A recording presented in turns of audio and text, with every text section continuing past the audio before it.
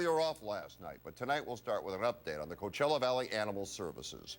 On June 16th, Mary Strong talked with Manuel Perez, who said he was in it till the end and he was going to get this figured out. We're definitely taking, I think, the right step, and I'm going to prioritize this issue. Are we paying lip service? Well, potentially we are.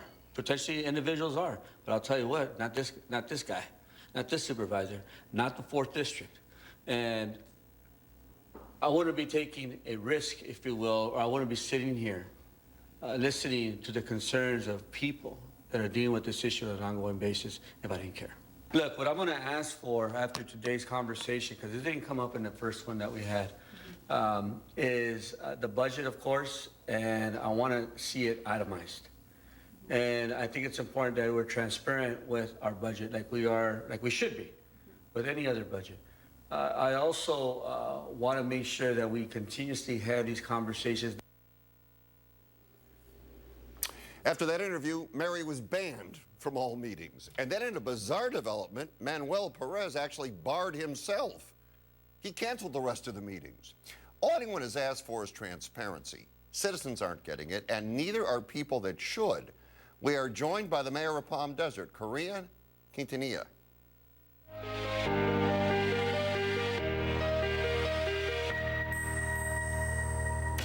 All right, Mayor, thanks for coming tonight. My privilege and pleasure to be here. Okay, so you are the chairman of the CVAG Animal Campus Commission? Yes, it's the Coachella Valley Animal Campus Commission. Okay. The Mary Strong has done an awful lot of reporting on transparency and trying to get documents and understand where the money is going and how they're operating. What I find fascinating, in your role as chairman, you've tried to do the same thing and you've had no luck, have you? I've had a lot of challenges. For example, we were asking for information on the projected fees changing, so we knew as a city what contracts we were going to approve. Still don't have it. We were told there was going to be a study session in July. Still haven't heard about it, still haven't had it, and our meeting is coming up on August 1st. All right. So you have an opportunity and you have chances to talk with Manuel Perez, do you not? Yes, after we had a 3-hour meeting, where normally our meetings go 1 hour. Okay. And we had a huge turnout of public comments, which we want people to come and share their experiences and their concerns. And I'm a copious, obsessive note taker, so I've got 18 pages of my own notes that I then summarized and put together into a happy chart, broken down by programming information, financial need, pet owner education, municipal support, accountability, and transparency. I told him we are beyond people complaining. We are ready to move into action. We are ready to move into solutions. I still haven't heard back. I know that I presented this to our city manager at the same time, and he shared his concerns with the county.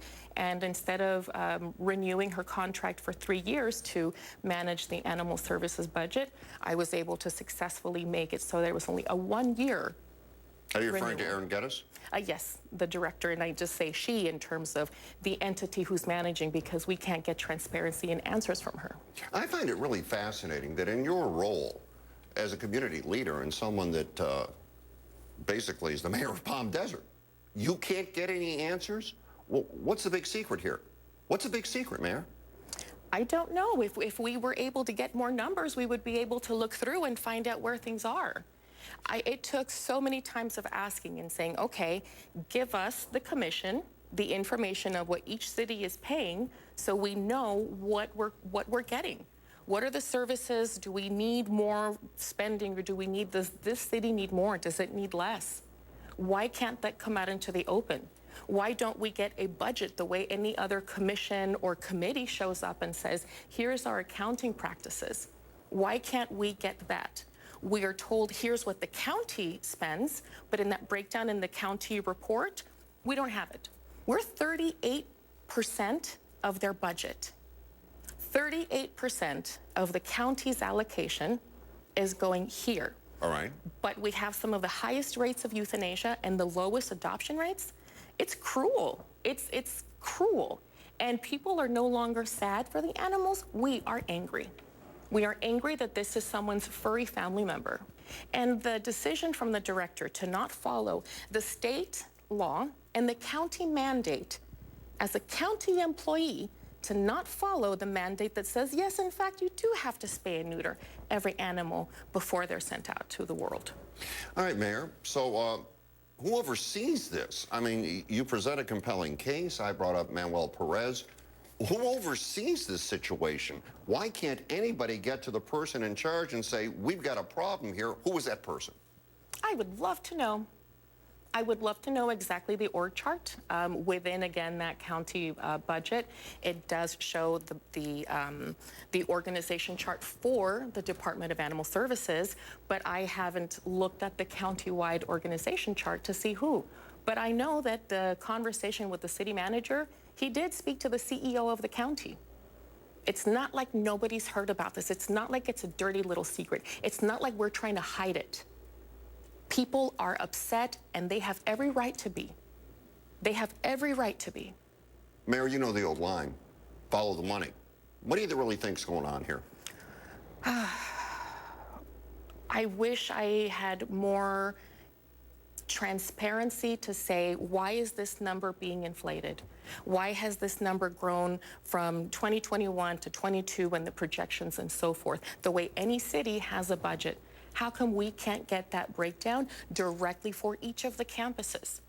I don't know what's going on with the other animal shelters that the county manages. We're even getting to this level of advocacy here because we have a commission that was established by Corky Larson, the former county supervisor. We're unique in that way. I can't imagine the level of obfuscation. I say obfuscation. It's not people that don't know. That would make it seem as that they're not trying to know. People are prevented from knowing what they're doing, and every person here in the Valley needs to know that your share of property taxes, your share of all of the taxes that you pay to the county are being sent here where people assume that we're a no-kill shelter. And no-kill means that 90% of the animals that are brought alive leave alive. And 10%, again, they may be beyond saving and illness and injury, but we're nowhere near that. And they have turned away people that have wanted to help, out-of-state activists and out-of-state experts, local experts, people here that said, please, please, let me take that animal home. I want to foster. And they're heartbroken showing up to these meetings saying, I've tried, I've called, and I can't get a call back. All right, Mayor, so now what? Because that's really where we're at every time we have one of these conversations. Now what, Mayor? Now what do we do? The now what is keep being vocal. Keep being vocal. Things will not change until people get louder and louder. One person being frustrated becomes a group of people that become vocal, and people will have to start paying attention when there's a group of us. And that's what's growing. And I say us because I will not have my name to be complicit on anything this unethical. Mayor, we appreciate you coming in tonight. My privilege. It's about the animals. It's about our community. It's about advocacy. And I invite everyone on August 1st. We'll be having at 9:30 in the morning at the Thousand Palm Shelter, the Coachella Valley Animal Campus. Please, I encourage everyone to come. You get 3 minutes, but as many people as we get there as possible. I don't care how long it takes. People deserve to be heard. Animals can't show up and bark and tell us how the circumstances are.